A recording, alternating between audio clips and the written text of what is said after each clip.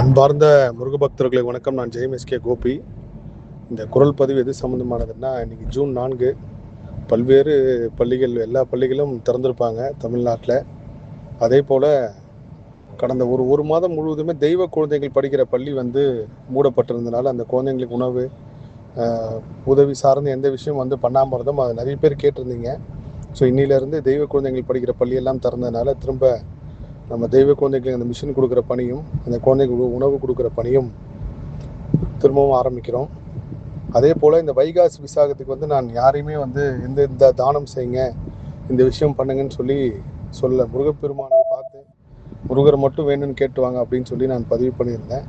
ஆனால் நான் ஒரு சில தெய்வ குழந்தைகள், முதியோர் இல்லம், அவங்க எல்லாத்துக்குமே உணவு கொடுக்கறதுக்கு ஏற்பாடு பண்ணியிருந்தேன்.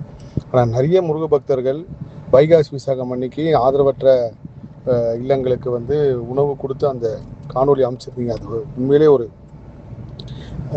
நெகிழ்ச்சியான தருணம். எல்லார் மனசுலையும் அந்த விஷயத்தை விதைச்சிருக்கோம்.